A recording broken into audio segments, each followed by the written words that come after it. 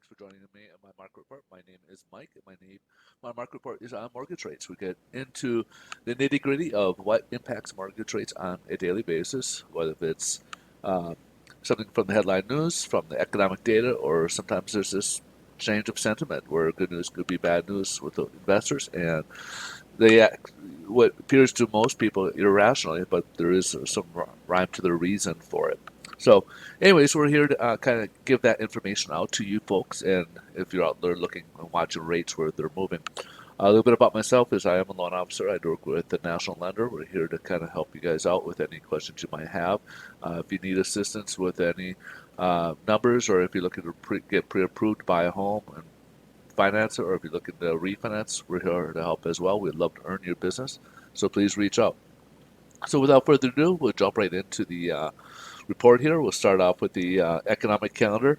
The first item here is a big one. It's retail sales for the month of October. So the previous month in September it rose 0.7% in the initial, but it was revised slightly higher to 0.8%. Forecast was calling for 1.4%, and it jumped all up to 1.7%.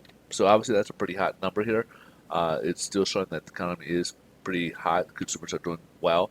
This is even after the stimulus money has come up. So this is again a pretty hot number right now. So investors are kind of looking at it, and it is affecting the markets in their own way. And we'll touch on how it's affected mortgage rates in just a second here.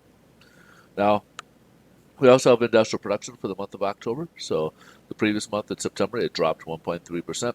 However, forecast was calling for an uptick of 0.7%, and it came much higher than that at 1.6%. So again, another good numbers right there.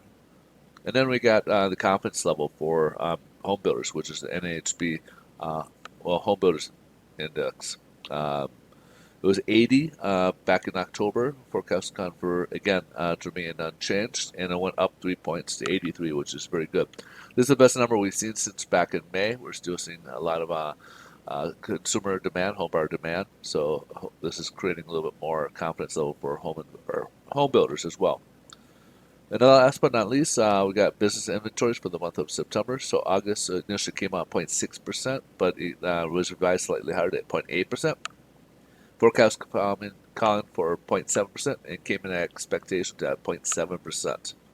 Now, not much else going on with the terms of the headline news. There was still talk about who could potentially be the next Fed chair.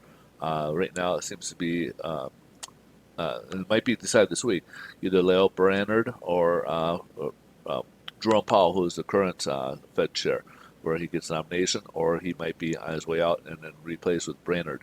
So apparently, Biden met with both, and right now he's in the process of making a decision. Again, they did say a decision could be made this week. It doesn't mean that it will be, but it looks like it could be potentially made this week as to for the next term for the Fed chair.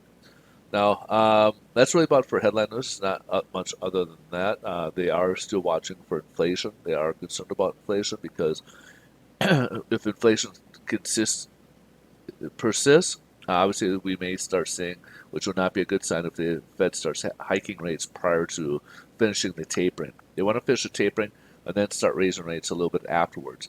And if they have to start raising rates while they're tapering, again, that's not a good sign for the economy overall. And they are watching on this on a global level too. We're watching like the Bank of Canada, they're watching EU, ECB, they're watching the Bank of England, a lot of different banks out there to see what they are doing as well. That's why sometimes when they have a little bit of a hawkish talk, we've had our bonds adversely get affected from it as well. Now, speaking of bonds, why don't we jump right in there and take a better look at this here? Uh, as you see here, we did start off a little bit higher, but we were lower with this little wick here. Now, this came about, and I'll show you on the daily basis, right after the retail sales came in. After retail sales came in, it dropped down in negative territory. Right now, we're up about 3 basis points, so we're just a little bit higher than where we left off yesterday by 3 points, and we're up about 3 basis points. So, pricing right now, earlier, depending on how early. Some lenders may have came out with worse pricing. It may come in with pricing more in tune with what we closed with yesterday. And then we may get people later on, the West Coast, we're a little bit behind. We may come in with pricing that's more similar to what we saw yesterday. So more in, if that makes sense. So, anyways, this is kind of where we're at. Here's the daily. Here's what it looks like. So it came out at 5:30, and we're right about here. So we're about 5:20 here, and here's about 5:30, 5:40 range. We dropped. This is where the big drop was, and then steadily started climbing upwards a little bit, and then we came back down. We've been in this sideways pattern here since about 8 o'clock. It looks like about 8:20. Looks like we've been, or a little bit later, about 8:30ish. We've been in the sideways pattern since then. So we'll kind of have to see if there's any market movement later on, but that's what it is looking like so far today. Here's a 10-year Treasury. Same thing. It was working its way upwards. We're at about 1.62. That's about the same level where we left off yesterday. It's being held up by this technical. We'll see if it can hold. But it's starting to look like we may have hit the bottom here, and then maybe we'll gradually work our way upwards. So we may see some improvement here. This could be a little sign where investors are buying on the dip, and then we could see hopefully some improvement in our mortgage rates soon here. So hopefully may come back up a little bit further here. All right, so that's pretty much the wrap. Before we forget, here's the national averages. 30-year fixed at 3.23 now, and the 15-year is at 2.62%. These do got points built into them, and again, these are an average. These are for conforming loan limits across the U.S., and hopefully that will help give you a gauge as to roughly what rates are looking like so far. Again, if you guys got questions about anything, please reach out. We're here to help you guys in any capacity. If you guys like these videos, please smash that like button and hit the follow button. We'd love to have you guys keep following us, and we'd love to be in touch with you guys. We'd like to communicate and have a little rapport with you guys.